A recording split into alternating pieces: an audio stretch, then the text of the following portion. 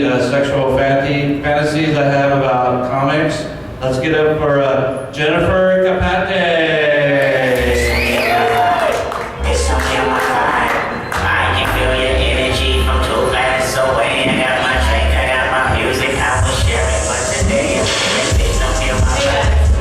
How's everyone doing? Good? Yeah. I like the song they played for me. They played Bitch Don't Kill My Vibe.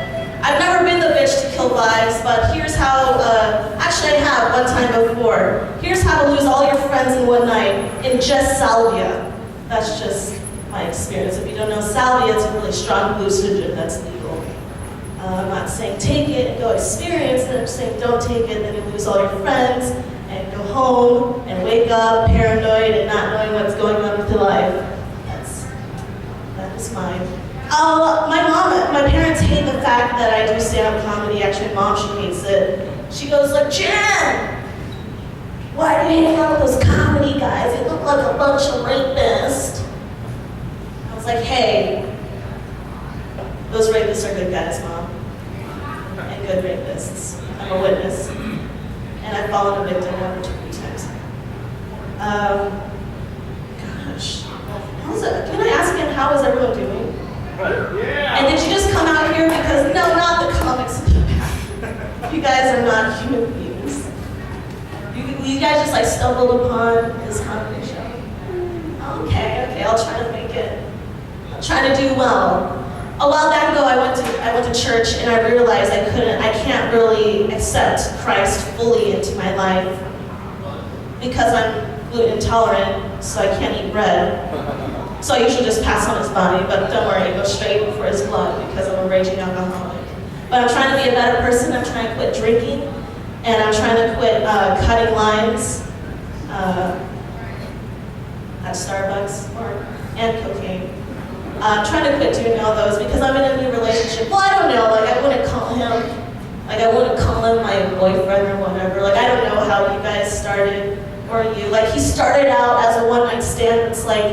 But it's like, you know, once you feed a stray dog, they just won't leave you alone. All the ladies understand.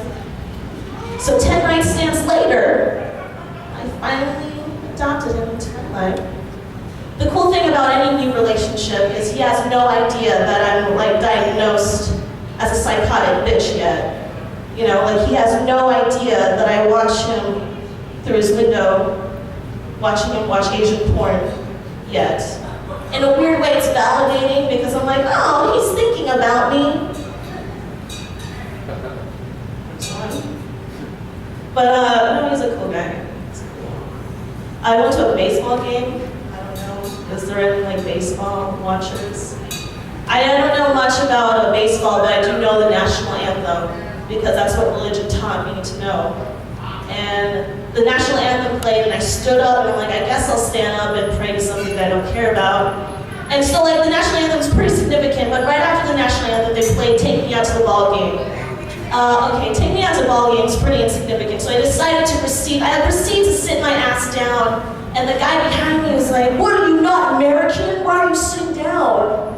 I was like, listen sir, I'm Asian American, so technically yes, like half of me should be standing up, but like the other half of me, my Asian side is telling me, we invented the most fuel-efficient, eco-friendly vehicle that your ass is driving. And a bunch of our children are creating the clothes that your body is unfortunately wearing. So yeah, I'm entitled to sit down during Take Me Out to the Ball Game as I sit down and crack open an all-American Bud Light. Sarcasm. I don't know if you saw the irony to that one. I'm not a big fan of my mom. I mean, I shouldn't be talking shit about her because she died. She did, she died, she passed away. She died in my arms as I was holding her with my hands around her neck, choking her out. No, that was a little crass. I love my mom, but sometimes she can get under my skin. We were fighting one day. In the middle of the fighting, I was like, okay, screw this, I can't fight anymore. So as I was leaving, I took a package of bottled water because I'm poor. And she goes like, Jen, don't take that. Just drink the shitty water from where you live, and hopefully you'll get a worm in your stomach. I live in Mesa, and I guess she thinks Mesa water will kill me. because she lives in like Gilbert, and she drinks Gilbert water. I don't know, water tastes the same to me, I don't know.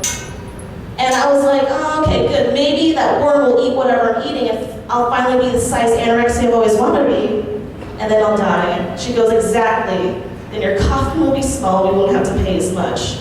So go ahead. I'm Filipino. I don't know. My mom, she's like, Jen, why don't you date a nice Filipino boy? And if you don't know what Filipino is, it's like being the Mexicans for the Asians. Like, no one really wants us in their land unless we clean or do landscaping. I'm not even like fully Asian. I'm like part Mexican, Chinese, Japanese. I come from a long line of great ancestors, but that's besides the point. The point is, my mom's like, why don't you date a nice Filipino boy? I'm like, well, I don't date my own kind, Mom, because that's incest. I don't do that. And being Filipino, I'm also part Mexican. And like, being part Mexican makes me unfortunately fertile. You know what I'm saying? Like, anytime I go to quinceanera, I never eat the cake because I think that's where they keep the jizz. I'm just throwing that out there. Don't eat the cake because you might get pregnant. I'm a witness. I went to the doctors because I wanted some drugs, honestly, from the doctors. But he was like, oh, what does it feel like? What do you feel? Because I feel anxious and I get depressed or whatever. And I told him it feels like walking through a haunted house for all eternity. It's what it feels like to me. But my monsters are like my mom telling me I'm a failure, and like nights like this where no one's laughing and I just want to kill myself, you know? And he was like, oh, well, why don't you just like run? Or like eat healthier? No, just give me the drugs. So because of that, I just self-medicate myself. But from self-medication, I'm losing my fucking mind. Like, I would go to places, like, I don't know, has anyone ever been, I would go to like these places with these weird names. Like, has anyone ever been to a place called the Sandbar? Yeah? Yeah, okay. No one told me literally sand everywhere, by the way.